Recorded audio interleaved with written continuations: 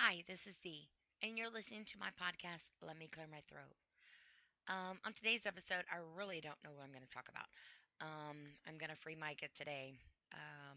There's just been a lot going on in my life. I haven't done a podcast probably about a month at least, if not a little bit longer. I had laryngitis for a while. I don't know if it's from talking too much or or what, but I did lose my voice for a while, and that was, I guess, a blessing for some people. But I am working on getting my voice back, so I thought, hey, why not? um, but anyway, I really am not for sure exactly what I want to talk about. I know there's a lot been going on in my mind, in my life, and a lot of things that I have been dealing with and trying to overcome. And a lot of it is merely just myself. I'm trying very wholeheartedly to come to terms with um, everything about my life that has been me for well, since the day I took my first breath. And I have come to discover that I have been living my life for everybody else. I really, really have.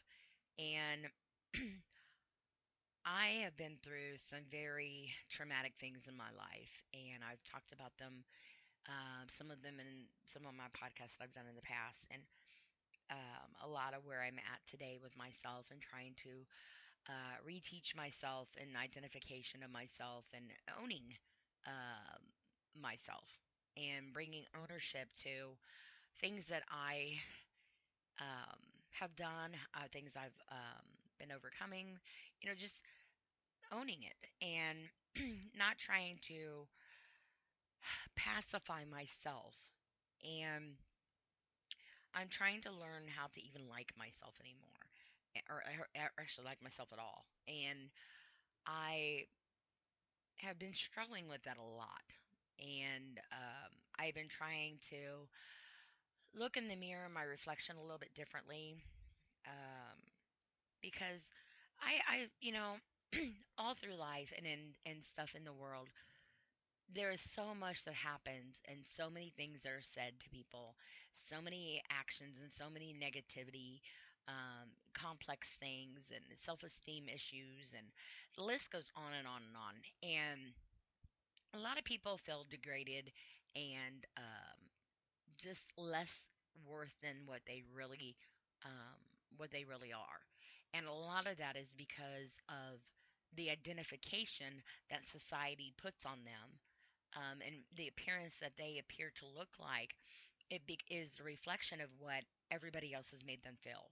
And I include in this, obviously, because I'm a part of the world. Although sometimes I may not feel like it, I am. But I have come to discover that, you know, when you walk by, and I'm using a mirror as an example, but when you walk by a mirror and you look in that mirror, do you see your reflection of who you are? Or do you see a reflection of what everybody in society has made you want to look like? Or has made you look like? Or has made you feel like you look like? And all the things that people do nowadays on basically doctoring themselves up, and there's nothing wrong with decorating yourself and feeling beautiful.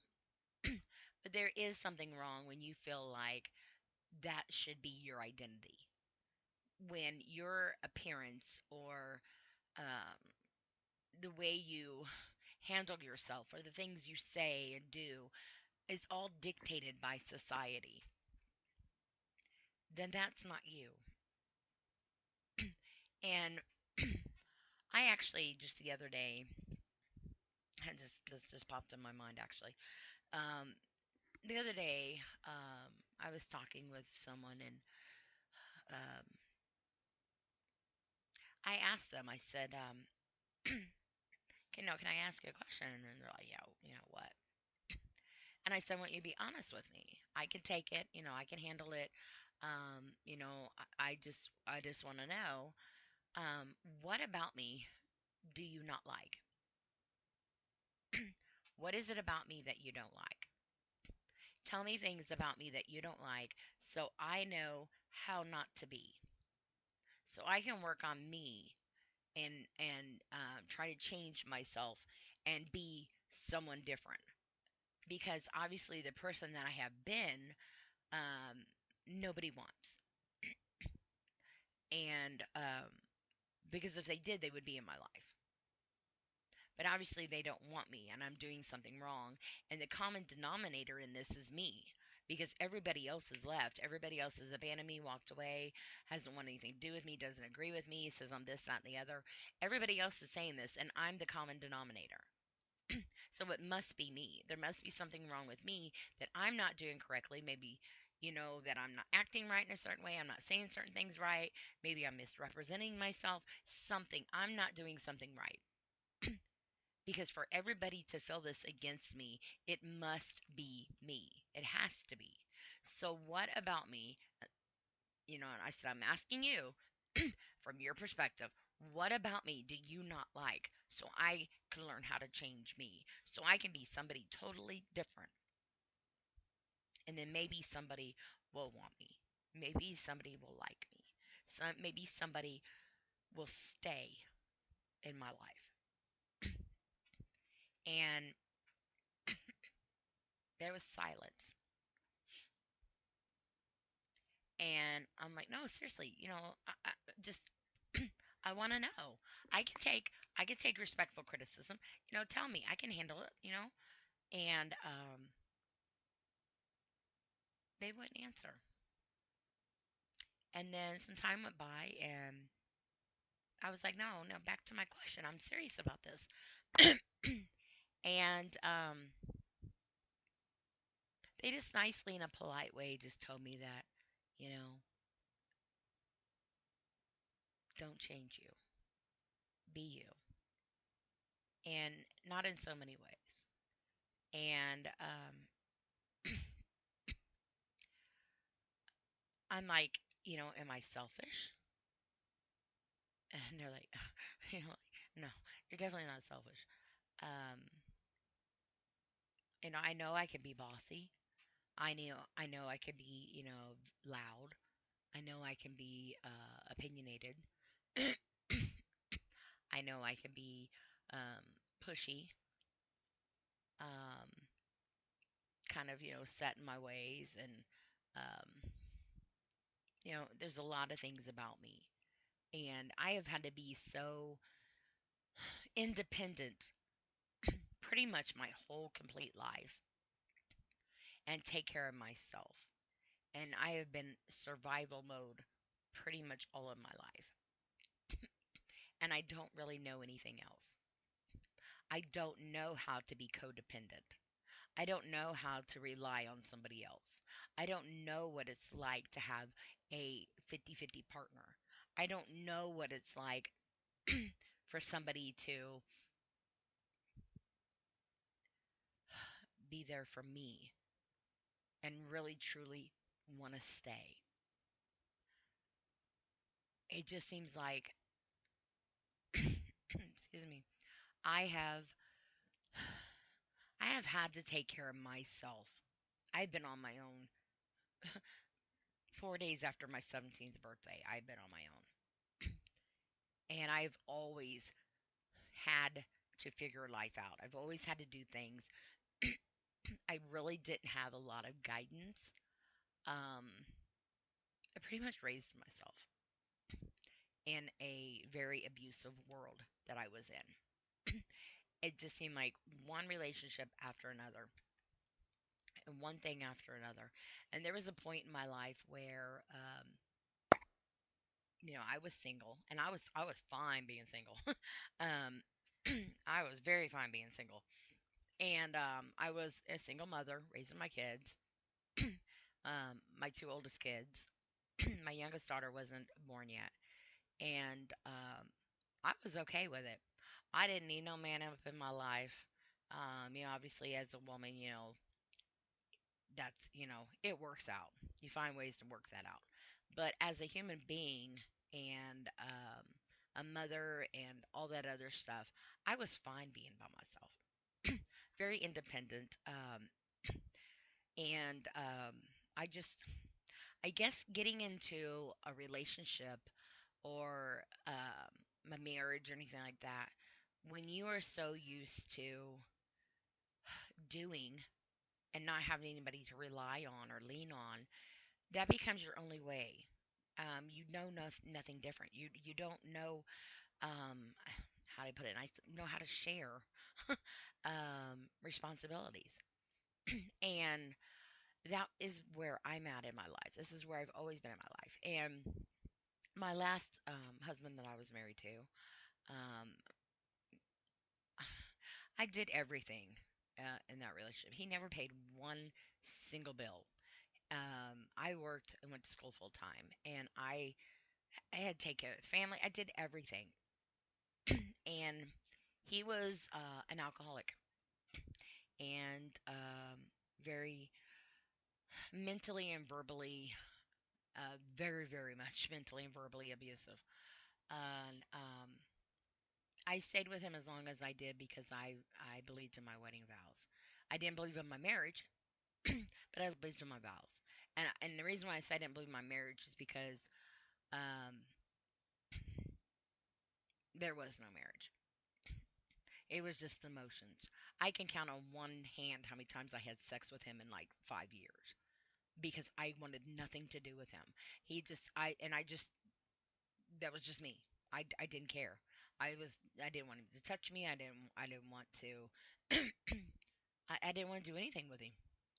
And I stayed obviously within my marriage, and I was okay with that. But I was so busy going to work and going to school and taking care of everything and being depressed and being abused, and um it was just part of my life.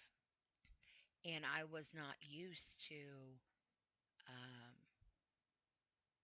he made it a point to make sure that I knew how invaluable I was as a person, as a woman, as a human being.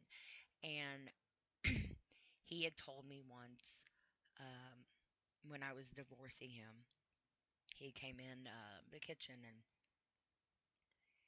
he was like, next relationship you get in, don't beat yourself, and maybe it might work out. And I'm just like, wow, really? I mean, I'm just looking and going, oh, wow, you're just a piece, aren't you? And, he always made fun of me, always made fun of my intelligence, um, my education, just me. He would go and he would talk crap about me all the time to people. It was unbelievable how bad he spoke of me. And one of the waitresses, I'm sorry, one of the bartenders, which is a friend of mine now, um, to this place we used to go to, she was like, girl, when I first met you, I couldn't stand you just by all the stuff he would say about you. And she said, now that I got to know you, you're like my best friend. I love you to death. And it was just amazing. I was just flabbergasted by all the things that I would hear about him saying about me. And I'm like, you're supposed to love me. You're supposed to be my other half. You're supposed to be somebody who is supposed to be my protector, my go-to, my husband. And when you say for better or for worse, that doesn't mean you're going to feel better because you're making me feel worse. That's not supposed to be how it's supposed to go. And he, it's just really hard to put into words. I blocked so much out of that time frame, and I've talked about this before in one of my podcasts. There's just so mental abuse up in there so bad that it has caused me to really suppress and not remember a lot of the in between stuff of like my daughter and different things of her growing up and stuff because that time frame I have pretty much pushed back, and that includes a lot of moments, and I rack my brain a lot trying to remember the little details of things. And if anybody knows me, I am a very detail oriented person, sometimes too much for my own good.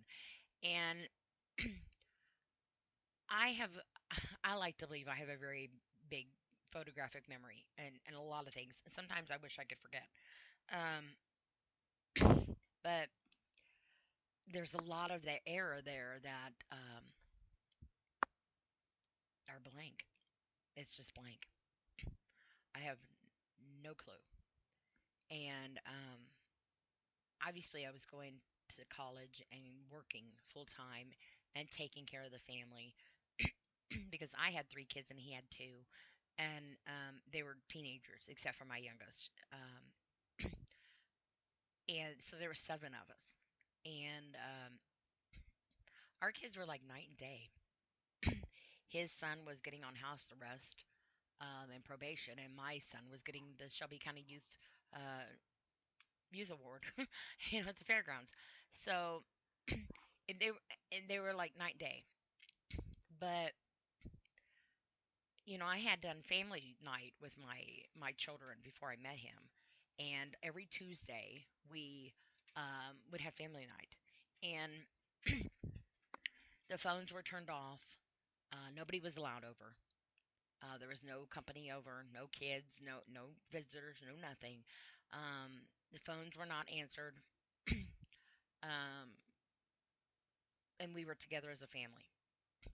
And it was me and my three children, obviously, and it was every Tuesday, like clockwork. I come home from work, and it was family night, and my kids knew that, and they looked forward to it. And they would tell their friends, "Oh, you gotta go home, man. It's family night. You gotta go, man."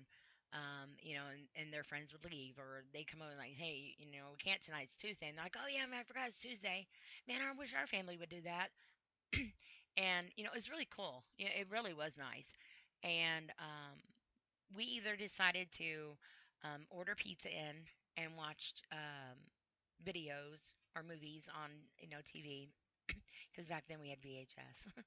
um, and then we goofed around with the radio and just whatever, just being silly. Or we would go out to dinner and go shopping, or go to the movies, or something, or bowling, or whatever. We would do something. And my son and I have a lot of the same personality. And him being a teenager, this is before I met my ex-husband. Him being a teenager, um, we would have a lot of fun goofing off. And there would be times that we would go pick up pizza, and he would he would get out of the vehicle, and I would take off like I was going to leave him. And he I had a van at that time, and he jumped on the back of my van and was on the bumper, and was holding on. And I wasn't going very fast. I was in the parking lot, and I was driving, and then I guess he lost his footing, and he was then on the on the street with me, well, in the parking lot, and on the ground, and he was running to try to stay up with me on the van because he was still holding on. So, and then he would come around the front occasionally, and he would jump on my hood, and he would hold on to my hood, and I would turn my windshield wipers on. And he was like, "Really?" And I would just do different funny things with him, but we always laughed and cut up and goofed off and stuff. And so we would try to have fun as a family and do things as a family. And we took away all the outside world. We took away. You can play with your friends anytime. You can be on the phone anytime. You can, you know, go upstairs and do whatever anytime. This is our time. We have a dedicated day and time that we are coming together as a family to appreciate each other as a family. And that is what we did. And when I met my ex husband, we still had done family time, a family night. But when I got with my ex husband, um, I couldn't get them to participate. And, excuse me, um, they made it very difficult because it was very hard to have family time. And you would think, being trying to combine our families together, that this would be the perfect way to do so. You know, having family night and bringing the family together and learning each other and playing and you know, have that level. But um, they made it very impossible to do. They did not want to participate. And my ex husband was like, "This is stupid. This is stupid. I'm not doing this." And I just looked at him like, "How can being a family night be stupid?" I didn't understand his way of thought. I really didn't. And unfortunately, over time, family night finally ceased to exist, to where my youngest daughter doesn't even remember ever even having it. And looking back now, that saddens me so much. Um, I have lost so much time of value, of moments, of myself, of my children, of my grandkids, of my family, of life, based off of the influences and dictation and non-approval opinions of other people. I have put myself and my way of life, my sanity, my my goals, my hopes, my dreams, my ambitions, my education, my feelings. I mean, the list goes on. Pick an adjective. Um,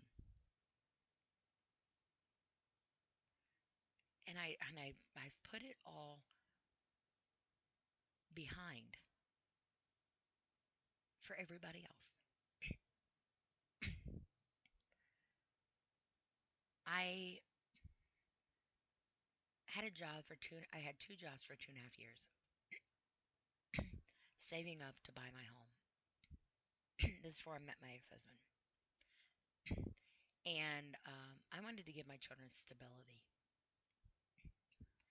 We moved a lot when I was a kid, a lot, and excuse me. I think a roll of cotton just jumped in my mouth and just says, "Hey, I'm going to dry you out." um, but we moved a lot when I was a child, and I wanted my kids not to have that way of life. They needed to be structured, foundation, security, um, roots. You know, and after a while, when you move so much, when you wake up in bed, sometimes you're confused. You don't know what direction you're sleeping or where your bed's at because you're so used to moving around. You're not really stable. And you wake up and you're like, oh, I'm facing this way. Or you wake up and the room is like, oh, yeah, I forgot we moved again, you know. And you just, you lose your sense of security and your sense of foundation and structure in your life. And then you also lose your place of purpose because you're moving so much that you don't have time to adjust to anywhere that you are. And you go through friends like people go through underwear. And by the time you get used to a routine, it's time to change. Or about the time you're used to um, actually liking where you are and finding somebody that, you know, friends or even meeting, you know, a girlfriend or a boyfriend or whatever, you're actually enjoying and really happy and satisfied and doing good. You know, maybe the school and stuff, and you're doing good. And then you come home from school and, you know, you got to pack your room up. You're moving again. And it leaves a sense of so much insecurity that it's really hard to explain. And you feel very misplaced. And like you just really don't belong anywhere because you've had nowhere to nowhere to go, nowhere to belong, nowhere to stay.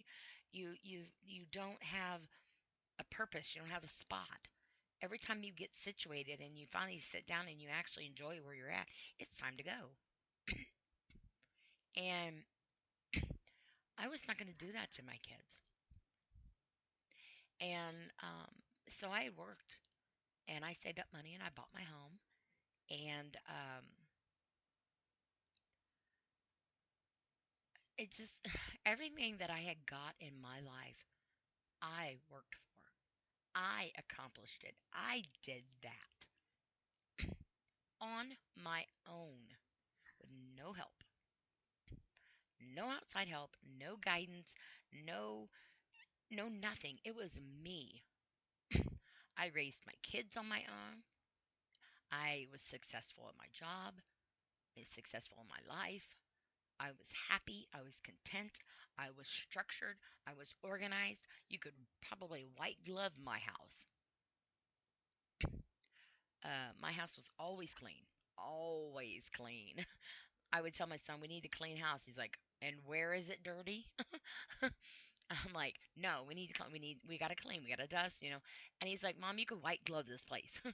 And that's not the point. We need to stay and clean it. And I was very, very anal about it. And being OCD and stuff, very organized, very structured, very organized. Um, my son used to say he could always tell when I came over to visit because he'd open up his cupboards and his cans would be fixed. Because I was straightening his cans up in the cupboard. And I couldn't help it. I could not help it. It was just who I was. And it wasn't like I was going through his cabinets or anything. He might say, "Hey, mom, what do you want to eat?" Or, "Mom, you want to make something?" Or yeah, I don't know how I always went to visit him, and he's always asking me if I wanted to cook. I'm like, wait a minute, I thought I was a guest. But somehow, some way, his cupboards would get straightened, and and of course, I was the one. But I needed to have that in my life and my kids' life. And when you grow up without that, it becomes a very huge necessity that you really don't notice you need. And there are some people that might not even realize that this is a big part of a lot of their issues, because it really is not something I think a lot of people take into consideration of it actually. It is a thing. It really is a thing. And when you're an adult and you move around, you're thinking, okay, here we go again. We got to start over again. And, or I lost the house. Oh, here we got to go again. And it's just a matter of trying to get your life restarted. And you got to, start over again from scratch, or, you're trying to upgrade, or, whatever the case may be. But as an adult, that's one thing. As a child, it's a whole different world because you don't have the responsibility of needing to comprehend the reason why you've had to move. You just know the consequences of the move. And you find yourself um, trying to find yourself, but you don't even realize you're looking. You don't even know what you're even looking for. You just know that you're empty some way, somehow you're misplaced. You are a misfit. You do not fit in.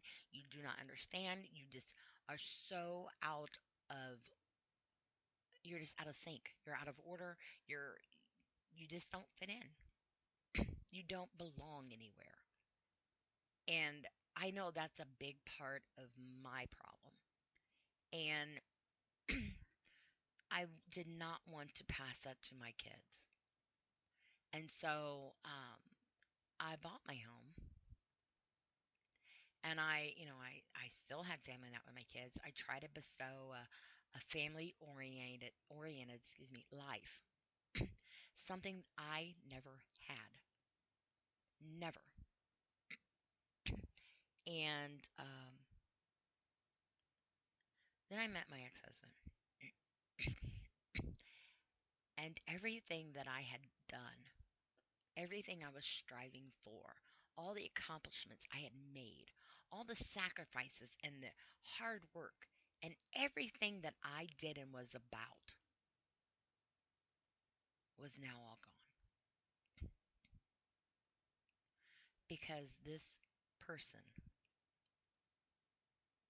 who was supposed to be my second other half, supposed to be my protector, my guidance, my confidant, my friend, um, everything that a husband or a wife is supposed to be. Value. We were supposed to be valued to each other.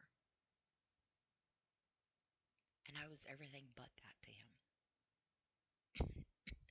And he took it all away. And it amazes me now as I look back, thinking, how did I get to be that person? How did I let him have so much control of my sanity, my livelihood, my being, my worth, my everything of who I was? And then I thought to myself, you don't just let somebody come in and do that. They don't just come in and you say, "Oh, hey, do this to me." That's why it's called abuse. That's why it's called manipulation. That's why it's called that's why it's called divorce. um, that's why it's called um, it's not your fault. It's really not your fault. And it feels like it is. You spend your time going, what did I do wrong? Where did this happen? How did this happen? At what point did this take over? Why did I stay in? Yes, I valued my wedding vows, but why did I let myself be abused when he didn't obviously value his? And you try so hard to believe in somebody and something, and you try so hard to set an examples for your children and to have all your I's dotted and your T's crossed and your punctuation and whatever the case may be. You try to be that positive role model for your child, for your family, and give them something, especially if it's something that you've never had, all to find out in the end of it,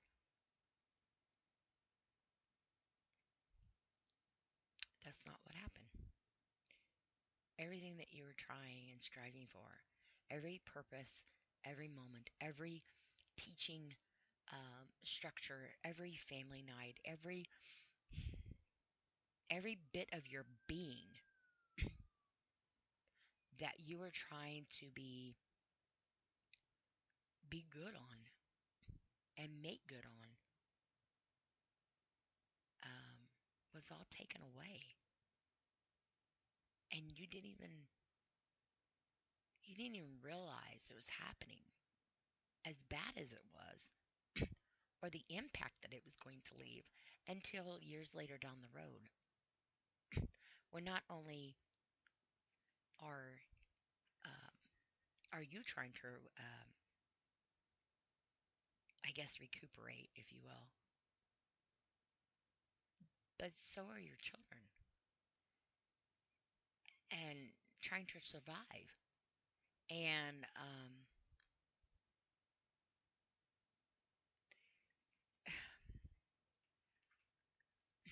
and it just, I say this because it wasn't till years down the road, and not even several years, if you will, that it's come to realize to me how much of an impact all the decisions of my choices have impacted not only myself, obviously, but everybody around me. My children, my grandchildren, my family, my friends, um, people that I've met along the way. And I just, it's just a matter of one choice, one decision, one moment in time that you go with a choice or a random moment. And even if you don't realize that it's the best choice at the time, it might be something spontaneous that comes back. And you're not the only one paying for the consequence. Whether it's a good thing or a bad thing. And I used to have that level minded head of everything that I did affected my kids. And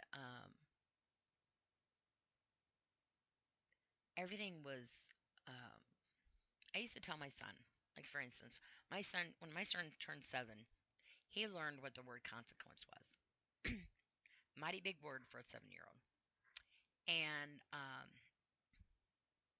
I told him, I said, for every action, there's a reaction. And for every reaction, there's a consequence. Whether it's a good consequence or a bad consequence depends on the action. And just because you are the one making the choice doesn't always mean you are the one with the consequence. Because sometimes your action is a reflection of something else and it affects somebody else. So whether or not it comes back to get you in a good way or a bad way, you don't always see. You don't always see the end result. It's like sometimes when you when you go and do something and like say you try to like I don't know, do some kind of I don't know, whatever. You put something into something and okay, well we'll use food. Okay, everybody loves food. And if you don't love food, I'm sorry. And if you're on a diet, I'm sorry. But we're gonna go with food. And we're gonna go with a cake. I'm sorry, we're gonna go with a cake. So let's just say you got a cake. And you put the cake in the oven. And you don't set the timer. And you walk away. Now to you, that cake is in the oven. You did something. You're making a cake. You know, hey, I want to make a cake for somebody. It's going to be so good. You know, maybe it's somebody's birthday. We're going to make this birthday cake. It's going to be so good. Your intentions are great. You know, that's the action of it. Let's put the cake in the oven and and the reaction is going to be, the person that gets the cake and, they're going to be so happy and all is going to be great. So you put the cake in the oven and you walk away. And you're still in the other room.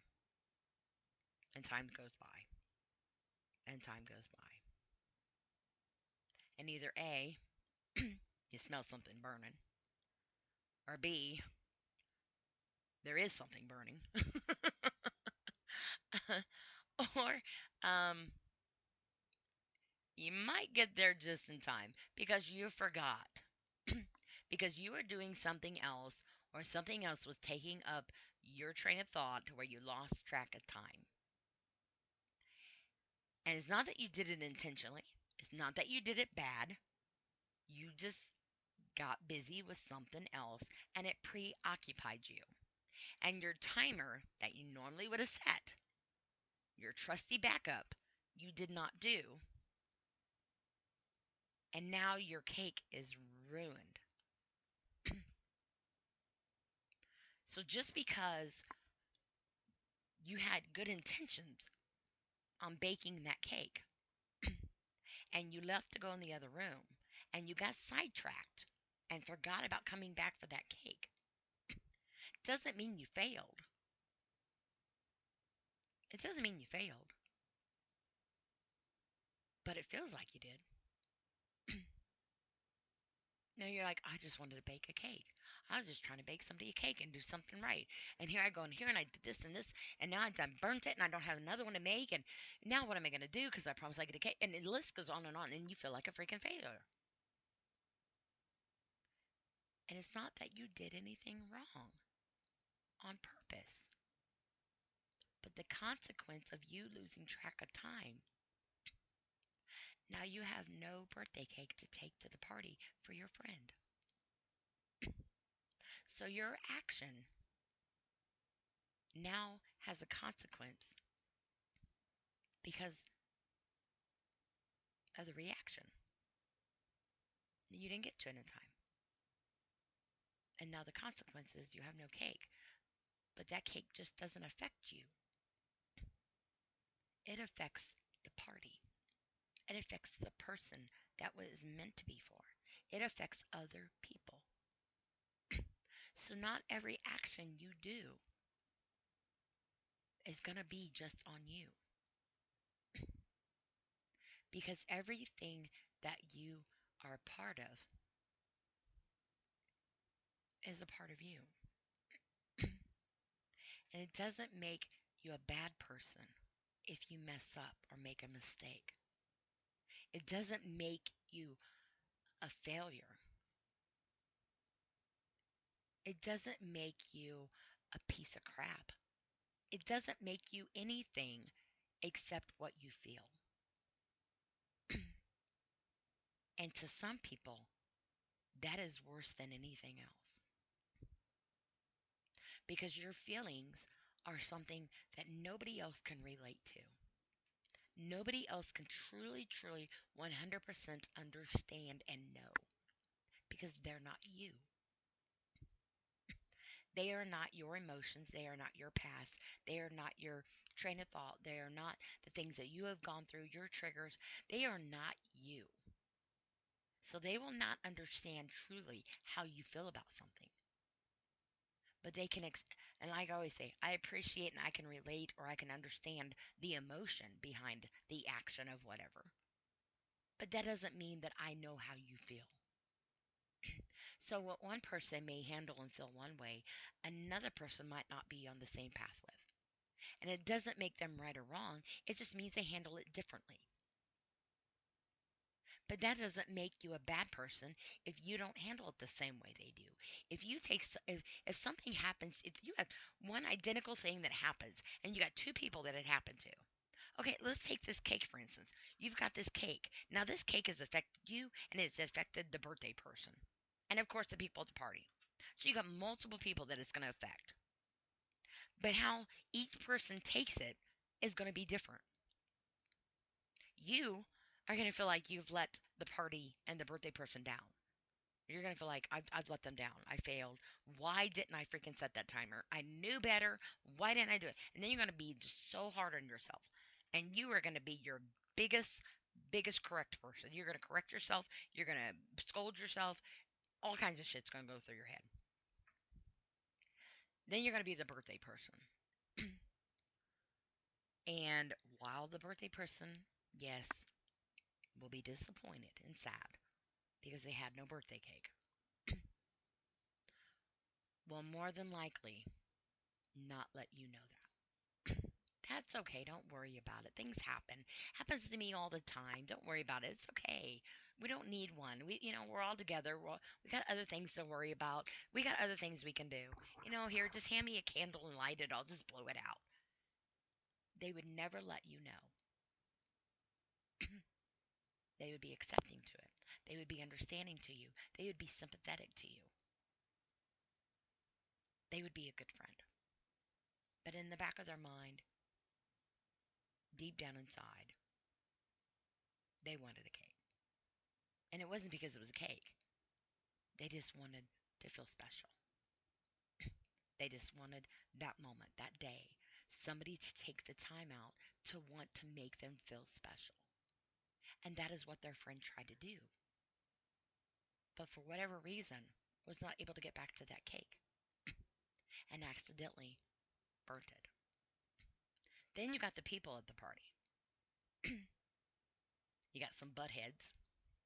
They're going to make an issue out of it. You got some Karens, all due respect, if your name's Karen. Negative Nancy, whatever you want to call them. And sorry, Nancy. um, all these negative people, trolls, if you want, um, that are going to make a mountain out of a molehill, whatever it is, How hard is it to bake a cake? Oh my gosh, why didn't they just set the timer? If I known this, I would have brought a cake, or I would have made one. Maybe we should have went ahead and got one anyway. Whatever the case may be. Oh, we should have known that they wouldn't have been able to do it. I don't know why they gave them the responsibility. The list goes on and on and on what they could say. Then you got the people that tease about it. Hey man, I heard you burnt that cake. Way to go, dude. You know. Um, and then you got other people that are like, it's okay, it's not a big deal. You know, we got other things. I didn't want a cake anyway. Or I'm lactose intolerant. Or, a lot of people say different things. So the reaction from everybody is going to be different, but you are still going to feel the way you feel, regardless of what everything else is.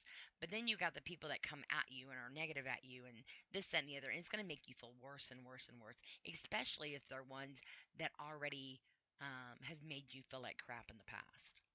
They might be people that are bullies or people think that they're better than other people or whatever the case may be.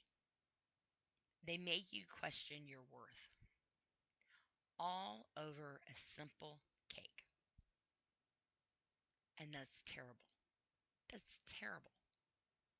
For somebody to feel like they have the right to come in to your um, life, your state of mind, your happiness, your self worth, your self esteem, have the right to come in there and degrade it because they're better than you? Because they would remember to set a timer? Who the hell are they? You mean to tell me they haven't made a mistake in their life? I mean, and that's the thing. We all do things that are a mistake or an accident or what other people don't understand or appreciate or relate to. Whatever the case may be, we are not all the same. We all do things differently.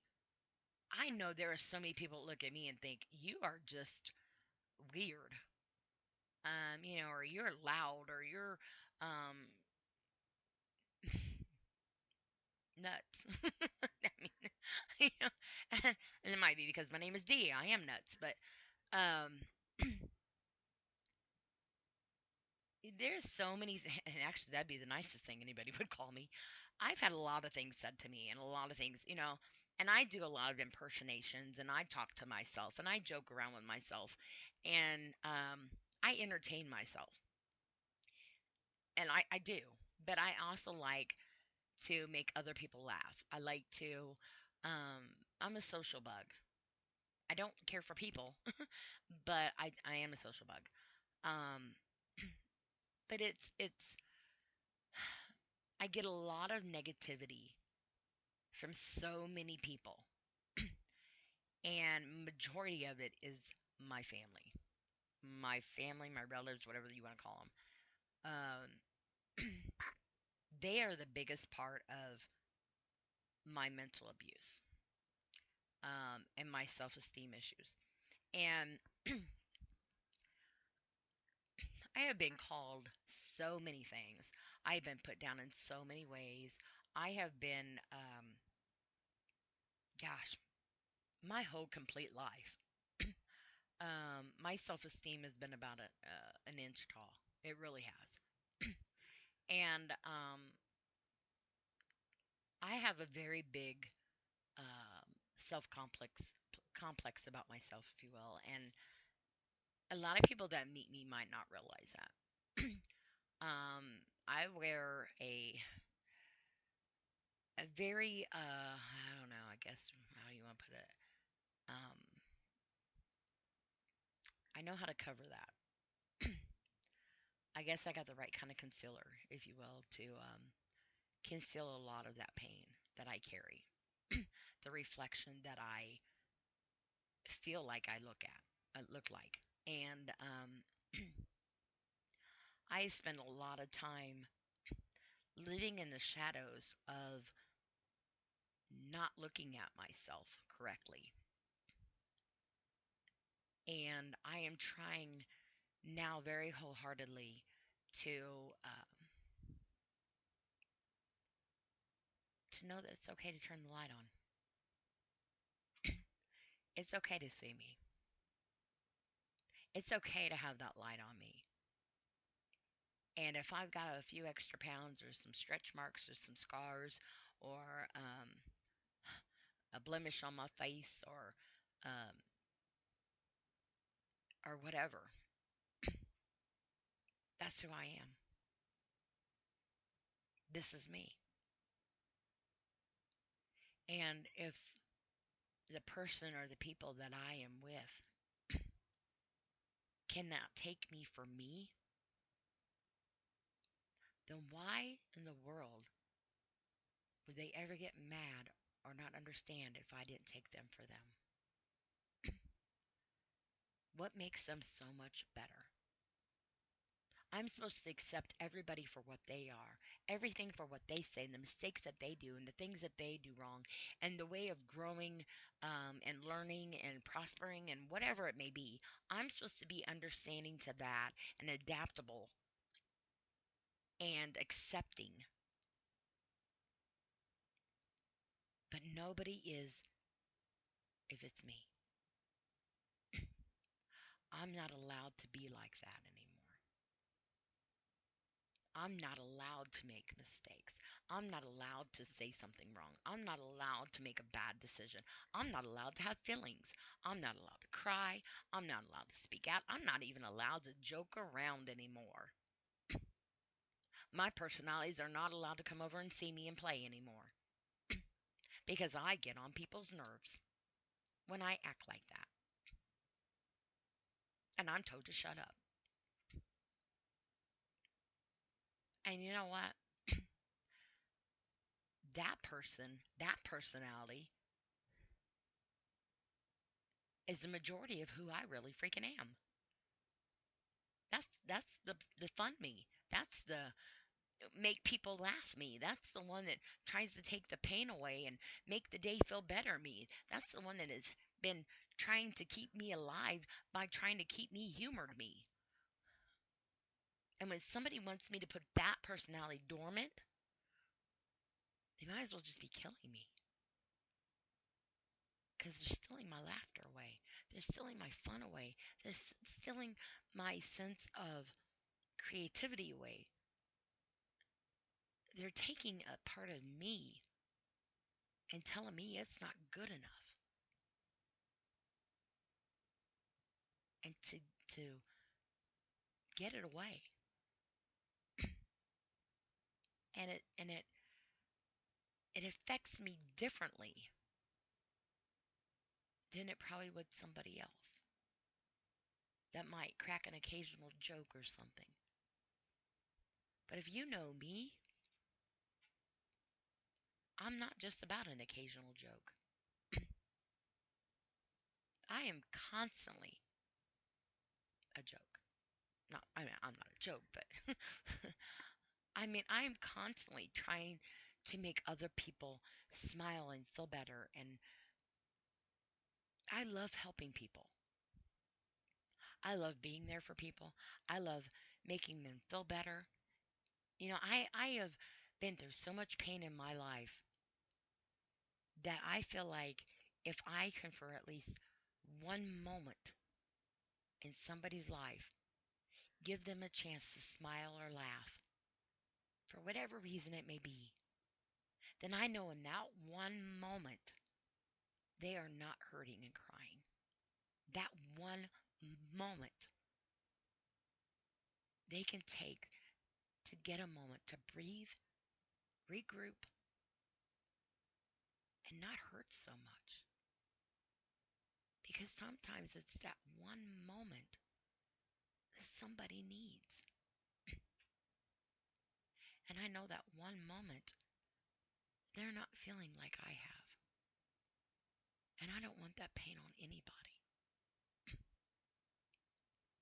And when somebody comes into me and tells me I can't be that person because it gets on their nerves and continuously tells me this to the point where I shut up, I'm silent. I have nothing to say anymore. It's quiet. And they don't even notice that I'm not even talking because they took that part of me away because they abused it and degraded it and traumatized it so much to the point where it just, there was just no point. There was no point. So I just shut up. And when you take somebody's laughter away, it has the opposite effect of being happy. And it's like going up to somebody who is smiling and feeling really good, having a really good day, just laughing, having a really awesome day, feeling good, you know, and going up to them and punching them in the face. That's what it feels like.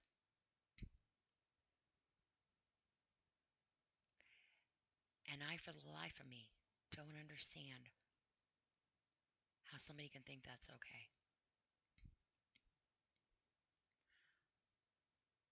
And this is what I continue to struggle with as me. Because I have had people tell me not to be me. I have people make fun of me being me. I have had people come up and punch me in my face and then expect me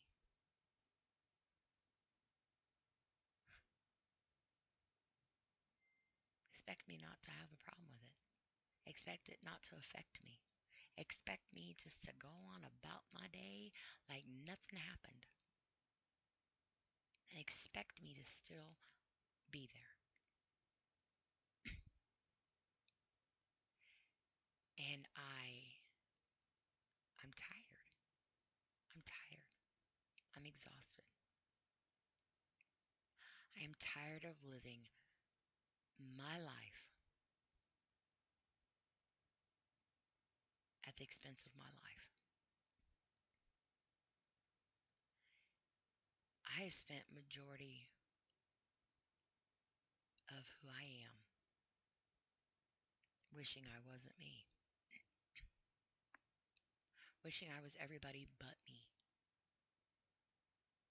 I'm not the thin model that you see in a magazine or on TV. I don't have the most gorgeous body and sleek and slim and, perfection and airbrushed and whatever else. No, I shake what my mama gave me and what she didn't give me, my kids made up for. What they didn't, McDonald's did. But I have come a long way in my life. And I carry scars on the outside and the inside of me. And every single one of those scars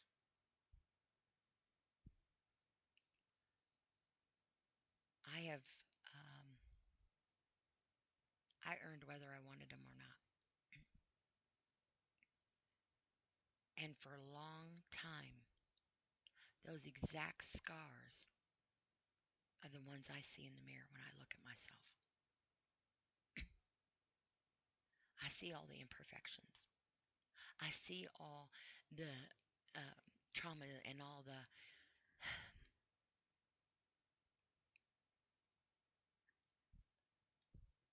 I see the ogre that I feel like I am. I see not the prettiest, not the smartest, not the tallest, not the thinnest, not the funniest, maybe the funniest looking, many, many things. I question my self worth. I question my purpose. I question my being. Am I worthy? Am I worth being loved? Am I worth being wanted? Nobody will want me. I'm damaged. I'm damaged goods. People think I'm this. People think I'm that. And they call me this. They call me that. They make fun of me. I can't compete with that person over there. I'm not as pretty as they are. I guess I'm not worth being displayed or showcased or a trophy on somebody's arm or a screen, background screensaver. I'm not worthy of all that. Everybody else is, but I'm not. I'm worth being abandoned, abused, lied to, manipulated, made fun of, yelled at, unnoticed. That's the way I look at myself in the mirror when I see my scars.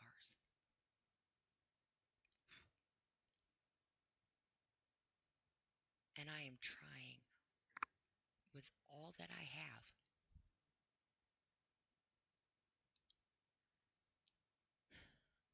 to heal that person, to find a way to realize that I don't need a mirror to be a beautiful human being. I don't need a mirror to define me. I don't need a mirror to make the world want to see me for who I am. I don't need a mirror to make things up for me that aren't even there.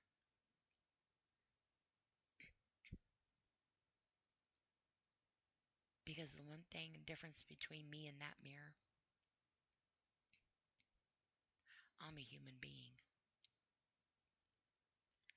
You break me, you can't put me back together. You break a mirror, that's on you. Pick up the mess. Clean it up yourself. Don't cut yourself. If you're superstitious, I guess it's bad luck. Guess you can hang a new mirror there, huh? Maybe one with different kinds of background or, some type of molding, maybe a different color, a different design, whatever. Get you a different mirror. Your damage has already been done to me. I'm not so replaceable. So before you try to peep into somebody else's mirror, remember your own reflection. But at the same time, too,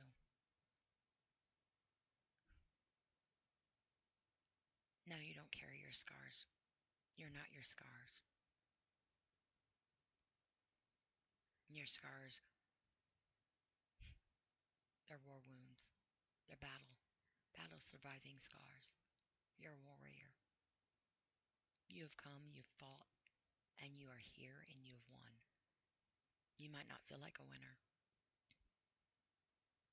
but you are. You've opened your eyes up. You've taken a breath. No matter how much it's hurt you, you've done it. You have picked yourself up off of that darkness. You have picked yourself up out of that hole. You have looked at the abyss. You blew it a kiss, flipped it off. Whatever you've done, here you are. Do not let somebody else come in and tell you that your reflection deserves a new mirror. That your reflection is not good enough. Because I guarantee you,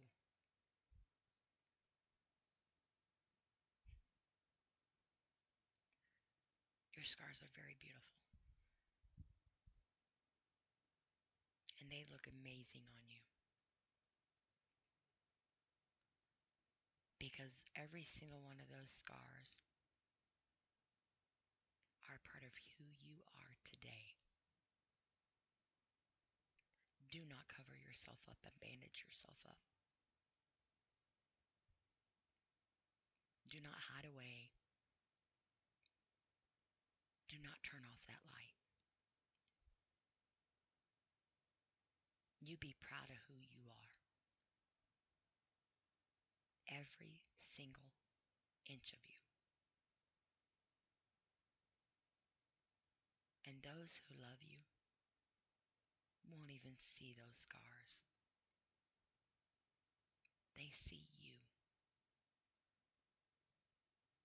A trophy, beautiful masterpiece, beautiful human being that they love. You are perfectly imperfect for them.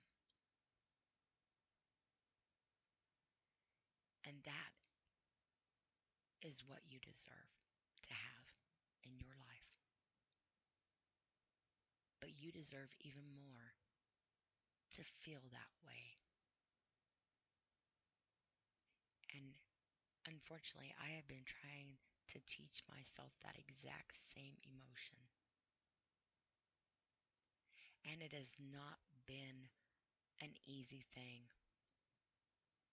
And I talked in my other podcast where I'm in preschool, learning.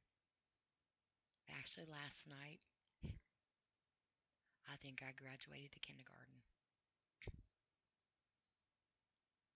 And that's a huge, big deal for me. And I am proud of myself. And I don't need anybody to tell me they're proud of me. But there's some that I really pray wholeheartedly are. And I am learning my own self-worth for the first time in my life. And I'm 51 years old. And like I've said in my other podcast, I'm a classic. And everybody loves classic, right? And if they don't, you don't know good taste. All due respect. Everybody loves classic. And someday, the younger generation, um, your life today will be a classic.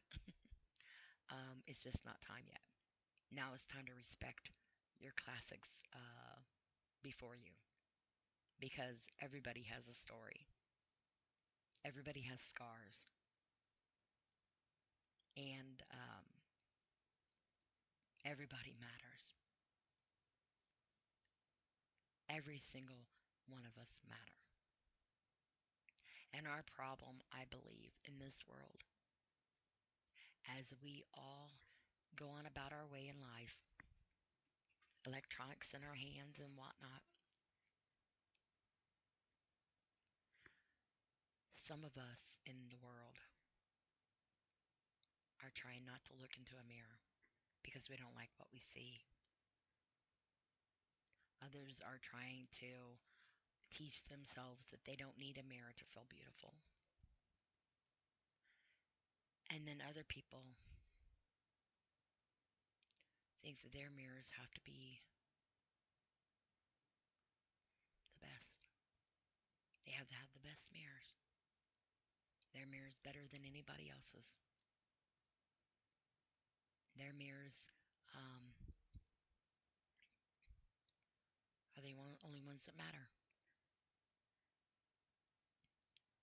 Even if they can't even see in them. And you know what?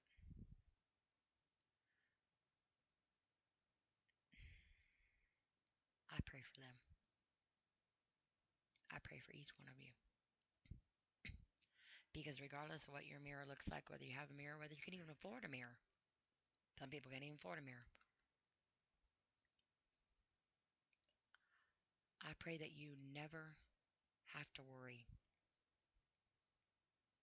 never have to feel, or I never even have to hear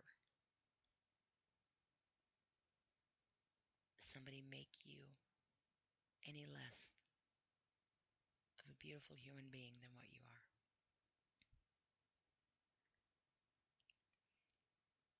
And,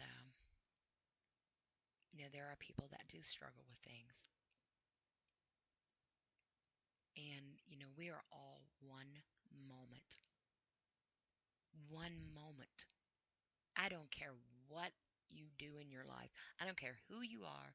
I don't care what you got. I don't care how rich you are. We are all one moment away.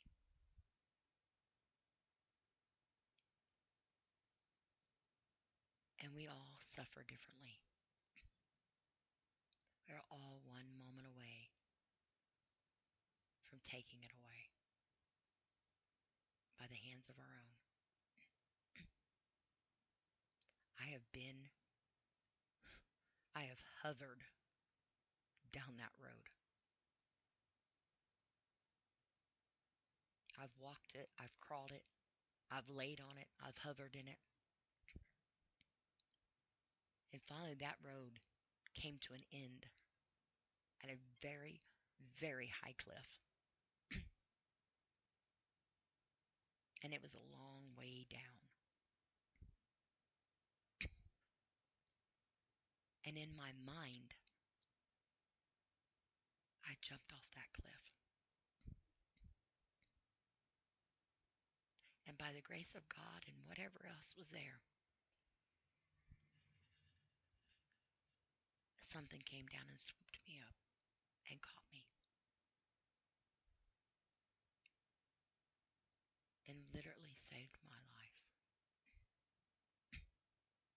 And that is no joke. That is 100% true story real.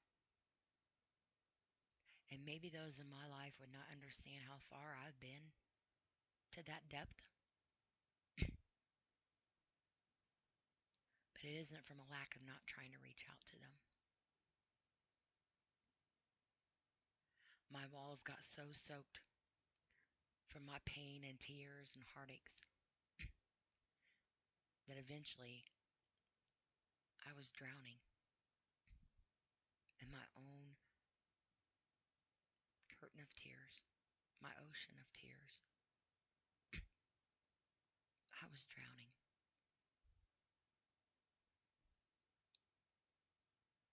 And people I don't even know, and I'll never probably meet, somehow, some way, from the grace of God,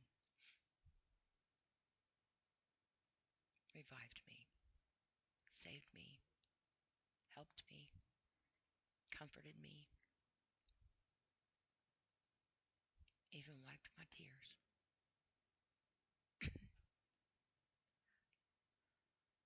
And maybe that doesn't make sense to some, but if you've been there, you know. You know exactly what I'm talking about. And that's not a joke. That's not nothing for anybody to laugh out, poke out, or belittle, or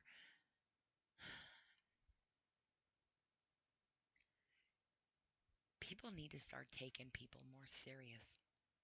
People need to take their loved ones and the pain and anguish and heartaches and the grief and everything else that builds up on each other. We need to freaking take it more serious. Because why people are trying to be judgmental and not understanding and pushing people away and not wanting to hear this, that, and the other. You know what? When it comes to the time for your loved one's funeral to come up because they gave up down that dark long road, and jumped off that cliff, and nobody was there to pull them up. How dare you have the right to sit in their funeral and reminisce how much you miss them?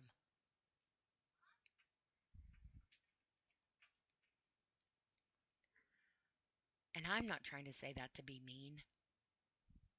I'm trying to say that because people need to get their head out of their butt and stop thinking their shit don't stink. Because it is costing people their lives.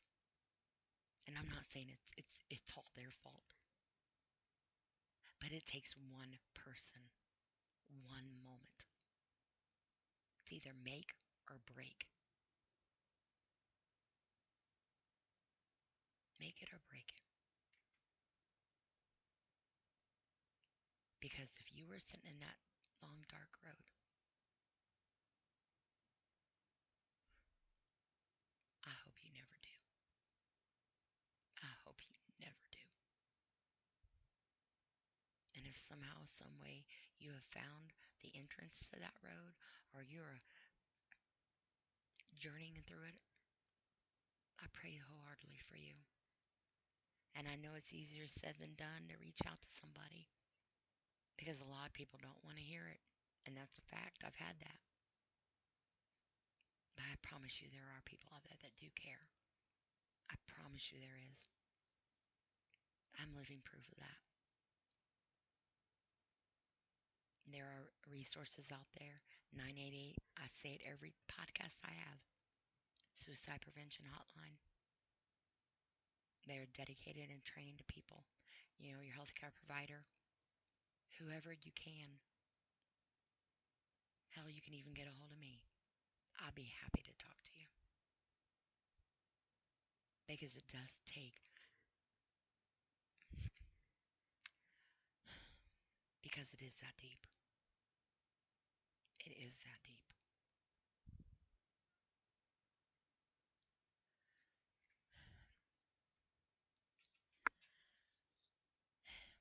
Well, I lost my place. I had to put my thing on pause, but um, like I was saying, 988, or you can reach out to me or anybody that you trust. There are people out there that do care. And if you've taken your time out to listen to me today, like I always say, I appreciate that because your time is the one thing in your life that you cannot get back. And I appreciate every single one of you that have shared it with me today. And I do pray for each one of you. And I hope that um,